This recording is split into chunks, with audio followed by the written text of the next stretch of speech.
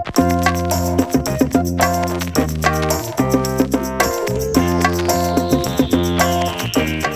guys, I'm Lucy T and you are watching LucyTWWE, my weekly review show where I bestow upon you all of my qualified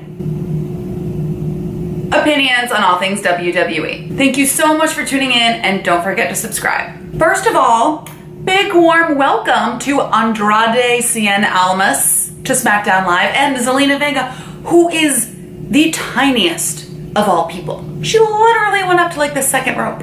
And welcome back to Enzo Amore. He put on his Instagram story today for the first time in weeks a letter from his lawyer clearing him of all charges. And then his mom or grandma kissing his hand. How you doing? Alrighty then. Here are the top 10 happenings in the WWE this WWE week. Number 10, John Cena and Nikki Bella. You guys, I cannot take this roller coaster of a ride. What the hell? They're talking about getting back together. Now I feel like I need a video tribute to commemorate my incredibly moving, heartbreaking, and cinematically groundbreaking tribute video just from a few weeks ago when I thought that they broke up. John Cena was on the Today Show saying that he would do anything to win Nikki Bella back, and now all of a sudden wants to have her babies. And Nikki Bella is telling People magazine that John Cena is the love of her life and she sees a future with him. Total Bellas premieres later this week though. Coincidence? I think not. Number 9. The B team is joining the D list of tag teams. A bit annoyed though that they beat the Fashion Police because I love me some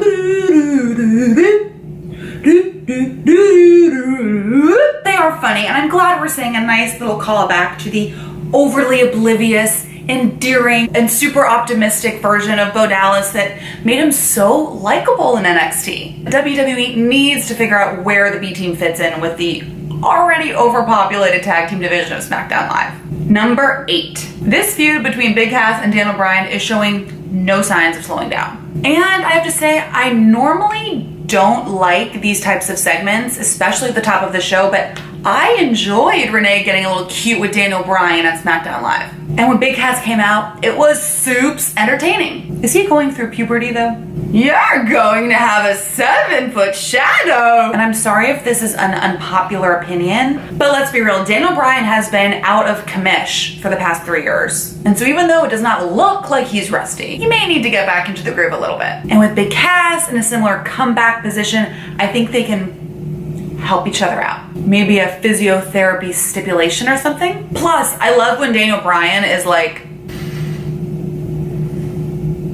Number 7. On SmackDown Live this week, the Money in the Bank qualifier match was the epitome of the lesser of evils. Bobby Roode beat out Baldwin Corbin and Adam Rose. No, sorry, I meant No Way Jose. Snooze. Bobby Roode does have a glorious song, but that's like kind of about it. And why does he walk down to the ring in like a weird, slow version of the Ric Flair strut? He desperately needs a rebrand because honestly, I don't think his gimmick is transferring that well from NXT to the main roster. Number 6, in more exciting Money in the Bank news, Alexa Bliss will be joining Ember Moon, Charlotte Flair, and Becky Lynch in the women's Money in the Bank ladder match. I am really glad about this because I think that Alexa Bliss is one of the most talented female superstars ever. Also, the celebration was really just a setup for Paige to come out to the ring and officially tell Carmella that Asuka will be challenging her for the SmackDown Live Women's Championship at Money in the Bank. So we have both of the newcomers from Japan, Asuka and Shinsuke, in title matches at Money in the Bank. Interesting. I would rather see Shinsuke with the WWE title than Asuka with the Women's Championship. I am just not done with Carmella, guys. I think she needs some more time. And I was disappointed that WWE went to commercial break during the epic betrayal between Sonya Deville and Mandy Rose in their triple threat qualifying match with Becky Lynch. And like, they should have just had it be Sonya Deville versus Mandy Rose. Would have been a lot more intense. But let's be real, I'm glad Becky Lynch won. Number 5. The New Day defeated The Bar on SmackDown Live this week, which means the 4-time world famous tag team champions must feel the choice of who to send to Money in the Bank. Big E has been rumored to be getting a push, which would totally make logistical sense in terms of in-ring ability and flat-out charisma. Curious to see how that's all gonna play out. What do you guys think? Are the New Day ready for a breakup? Let me know. Number 4. It is the same storyline over and over again with Roman. First, Braun couldn't stop beating him up, and then Brock, and then Samoa Joe for like a hot second. And now Jinder Mahal? I mean, to be fair, Roman was doing most of the destruction to Jinder Mahal towards the end of that backstage brawl. But here's the thing.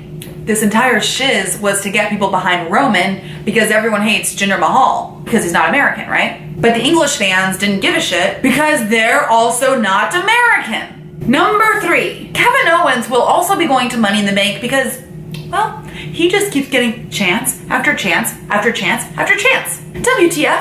What is the point of these qualifying matches for Money in the Bank if losers of these matches can just be like, oh, but please, can I get another one? Please, please. This win was also not without the help of Sami Zayn, who is still complaining about his vertigo. It was a really good qualifier match, though, with amazing contenders of Kevin Owens, Bobby Lashley, and Elias. While SmackDown Live's qualifier match had 3 buffoons. And who else is excited for Sami Zayn to bring Bobby Lashley's 3 sisters to SmackDown Live next week? Number 2. So at this week's annual NBC Universal Advertising Upfront, Stephanie McMahon and Triple H brought along Charlotte Flair, Ronda Rousey, and Nia Jax, to represent USA Network for WWE. Now, I thought this was actually really smart on WWE's part to have Nia Jax actually choose Ronda Rousey as her challenger for her Money in the Bank title match. Nia Jax either needs to go back to being a heel or give the title up. Sorry, BB. To Ronda, though, I think she's a bit new to the roster to be given an opportunity like that. And the number 1 thing that happened in the WWE this week,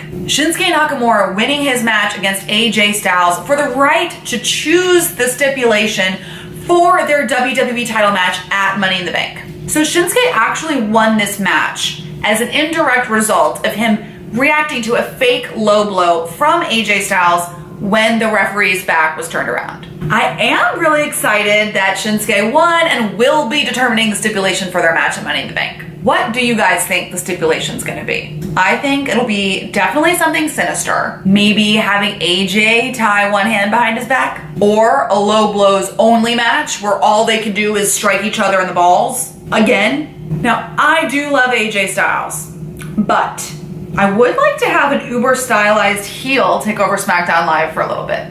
That's all the time we have for this week. Thank you so much for tuning in. Don't forget to subscribe and follow me on Instagram and Twitter at LucyTWWE for even more news and content updates.